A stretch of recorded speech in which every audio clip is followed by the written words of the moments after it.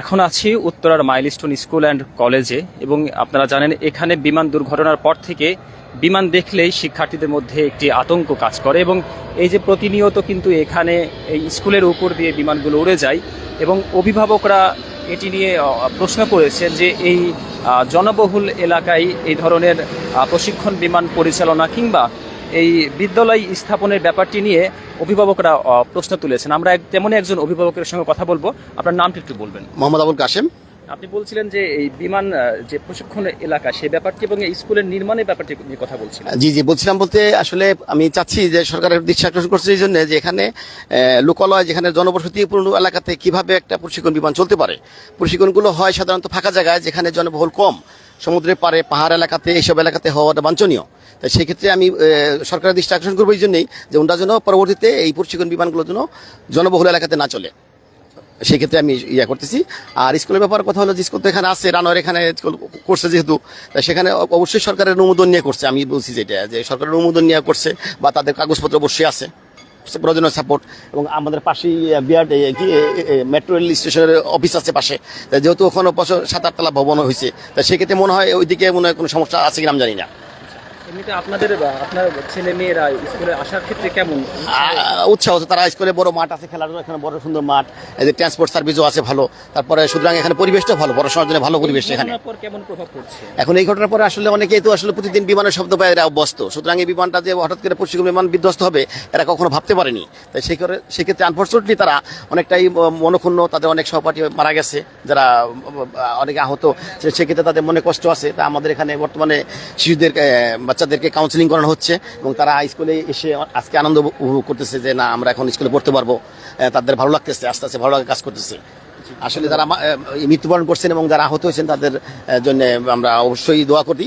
যারা মৃত্যুবরণ করছে তাদের রুহের মাগফিরাত কামনা করতেছি। যারা আহত তাদের দ্রুত সুস্থতা যেভাবে হয় সরকার জন্য তাদের সিদ্ধান্ত, সুন্দর মতো সিদ্ধান্ত নিয়ে তাদের ভালো মতো চিকিৎসার ব্যবস্থা করে। এবং যারা আহত অবস্থায়, অনেক বেশি আহত হয়েছে, যাদের পড়াশোনা করতে পারবে কিন্তু চলাফেরা করার মতো সমস্যা আছে, তাদের সরকার যেন ভালোভাবে আর্থিক সহযোগিতা করে, যাতে করে তারা ভবিষ্যতের জীবনে তারা যেন কষ্ট অনুভব না করে। ধন্যবাদ। আমরা কথা বলছিলাম একজন অভিভাবকের সঙ্গে এবং আমরা আপনাদেরকে দেখাতে চাই যে এই ভবনটিতে মূলত বিমান আছড়ে পড়েছিল, সেই ভবনটি এখন ঘিরে দেওয়া হয়েছে এবং প্রতিনিয়ত কিন্তু এই ভবনের সামনে বিভিন্ন দূর দূরান্ত এলাকা থেকেও কিন্তু মানুষজন আসছেন তারা দেখার জন্য এখানে কি ঘটেছিল।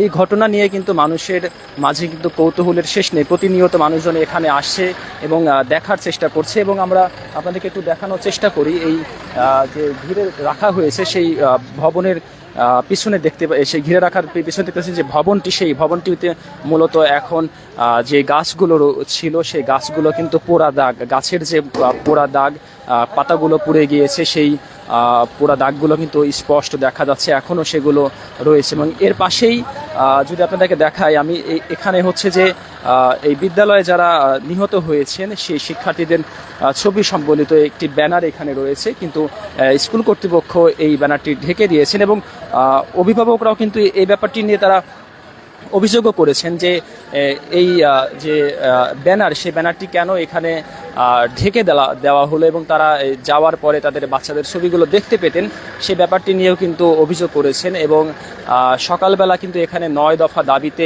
শিক্ষার্থীদের অভিভাবকরা কিন্তু মানববন্ধন করেছেন এবং তারা সেই মানববন্ধনে অনেক কয়েকটি দাবি করেছেন এবং এর মধ্যে তারা দাবি করেছেন যে সিসিটিভির ফুটেজ প্রকাশ করতে হবে, এর একটি সুষ্ঠু তদন্ত করতে হবে এবং এই যে কোচিংয়ের ব্যাপারে তারা কথা বলেছেন যে এই মাইলস্টোন সহ সারা বাংলাদেশে যে সকল কোচিং চালু আছে বিদ্যালয়গুলোতে, সেই কোচিংগুলো বন্ধের দাবি জানিয়েছেন এবং শিক্ষার্থীরাও সেই ব্যাপারটি নিয়ে কথা বলেছেন এবং এখানকার শিক্ষা প্রতিষ্ঠানের কর্তৃপক্ষ চেষ্টা করছেন পরিবেশটি যেন স্বাভাবিক অবস্থায় ফিরে আসে।